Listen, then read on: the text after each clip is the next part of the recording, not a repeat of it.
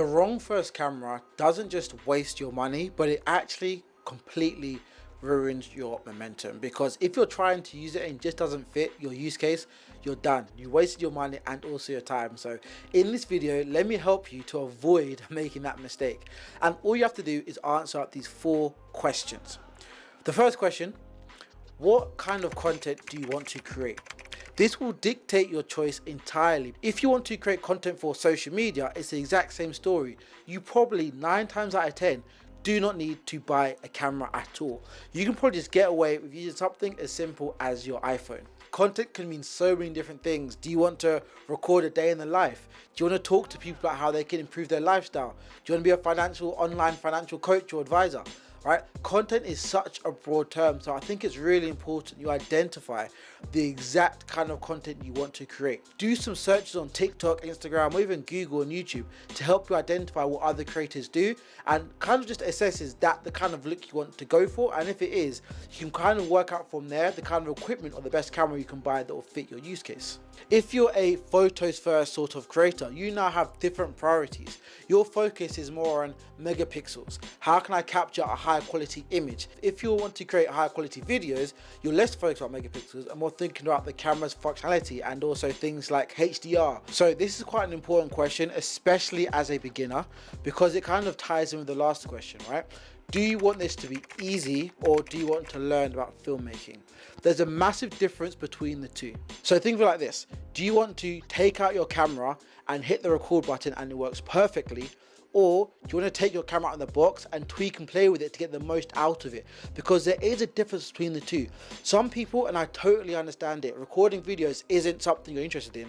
You just want to create great content that matches maybe your niche or your topic. So why would you then want to go and spend hours researching how to get the best out of your camera? At the end of the day, there is a learning curve when it comes to getting the most out of the camera.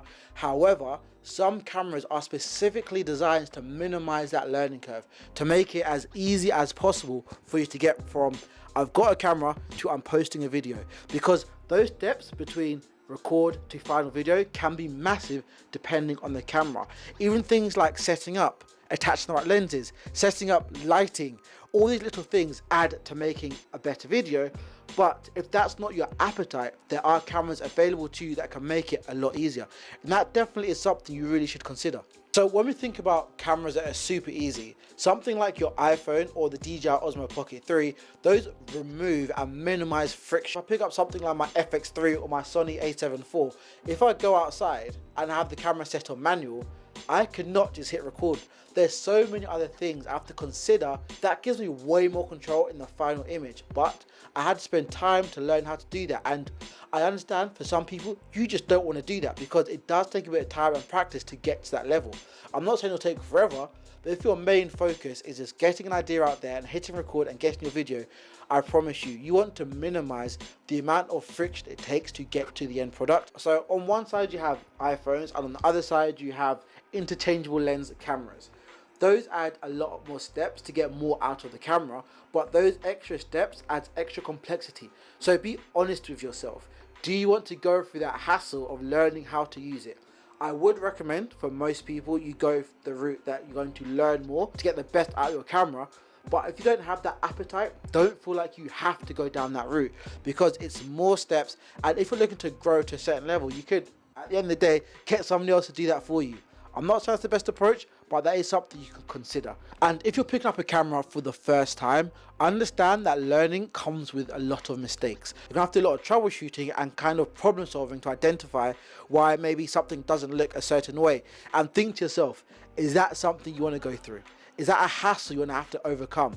Some people, the answer is no. Some people, the answer is yes. And that's absolutely fine. But just understand your appetite for having to solve problems. When it comes to learning, the next question ties in perfectly, right? Because if you get something like a Sony a7 IV or a lot of these mirrorless cameras or some of the more high-end cameras, you have to learn so many other new things. How much effort do you actually want this to take? Considering the time, skill, and workflow required to go from idea to finished video.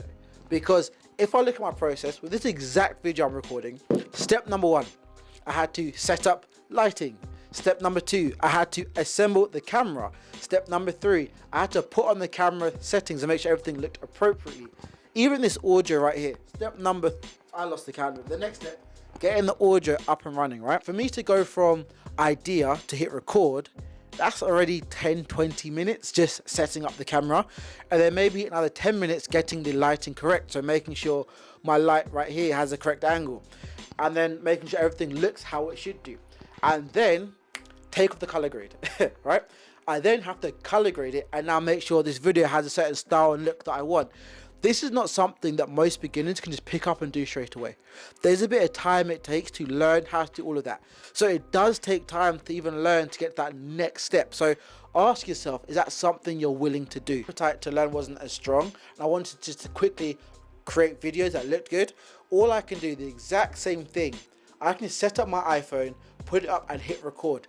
At the end of the day, I probably would achieve the same sort of video, but it might not look how I want it to look at this sort of level. You might not even want your content to look like this. Your iPhone and a good light can make your videos look good. It might not look as cinematic or color graded like this, and you might even get the same result that I have here. And that's to create a good video to inform people about a particular topic. And that workflow and edit is so much easier compared to what we've got right here. So you also have to ask yourself, am I editing on a phone or laptop? Bigger cameras mean bigger workflows and more steps to go from idea to finished video.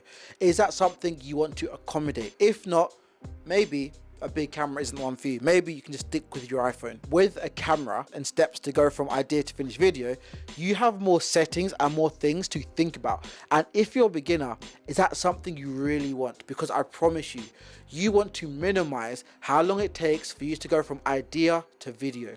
The best camera is the one that you'll use consistently and not the one you pick up on the odd occasion. I promise you, you do not want to waste money buying a camera that has far too many steps to go from idea to finished video. What is your budget appetite? And I think this is where most people mess up. I give you two options. Option A, you buy a new camera. Option B, you just use your phone. With option A, you're forgetting that with a camera, you have to buy SD cards.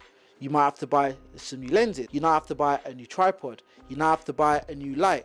And you can see the price is racking up more and more and more because a lot of people have this common misconception that to make great videos with a camera, all you need is a body and a kit lens.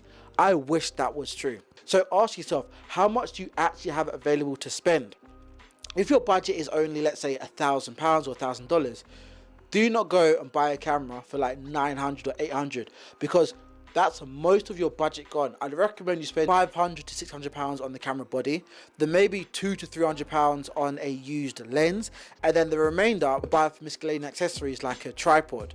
Even something as juvenile as a microphone. People overlook that if they want to record talking head videos, they need a good microphone because the camera in-body mic, they're not awful, but they're usually not good enough. Now with option B, when you have your iPhone, if you don't have much budget, all you have to do is just use your iPhone and turn around like I'm here, get some lighting. I can record a video just like this. I won't do it now, but just like that, and it probably 9 times out of 10 will be more than good enough, especially if you're just a beginner. So consider to yourself, how much money do I actually want to spend on this? A friend recently hit me up and said, hey Lawrence, I want to get a new camera. I recently started creating content on my iPhone, but I want to get a camera to improve the quality a little bit more. My budget's about £200-300. It's not a lot in the camera world, which is so sad. But my advice to him was, I'll be honest with you, forget looking at cameras. Because you've got an iPhone, I think I had an iPhone 15 or 16.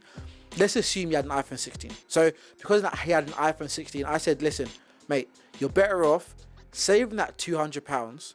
Don't buy a new camera. Invest in a better light and a lantern and a diffuser and a good microphone. Forget buying a camera because your budget is no point, because anything you buy at that price range, you're better off just using your iPhone. So you're better off thinking, okay, what do I currently have? Is your budget really is king, because if you know the kind of content you create but you only have a small limited budget, which is totally fine, there's ways you can make that budget work, and you want to focus on the most important things, which is, okay, how can I record content, and understand that you can make your content look really good with something as simple as an iPhone and a good light. So if you only have £200 but you've got an iPhone 17 Pro, you're sorted. I will leave you with a little bit of gems. If you're still struggling, right, let me help you out just a little bit, but you still have to do some research yourself. Promise me you'll do the research yourself. If you want quick, consistent and minimal editing, start with your phone. That will be your best option. If you want like a vlog, travel, small setup sort of video, use something like a DJI Osmo Pocket or an action camera. Those will be great for the situation. If you want to learn about cameras, filmmaking, and creating really good content, and actually have more control over the final look and feel of the video, I would recommend start with something like an APS-C camera, professional approach, and having the best quality content out there, and their budget is a little bit bigger. I recommend going with like the full frame bodies and cameras. Those are slightly more expensive than APS-Cs, but more than in most situations give you better quality at a higher price. If you answered all those questions, this has helped you to guide and better choose the camera that I think you should buy, or rather you think you should buy, because it's you making the decision and you buying the camera. If you guys want me to create a video where I rate the different options, let me know in the comments below, and I'll create a video where I'll go through all the different types of cameras and give them a rating based on who I think they're for and the features that they have. Anyway, I'm out. Peace.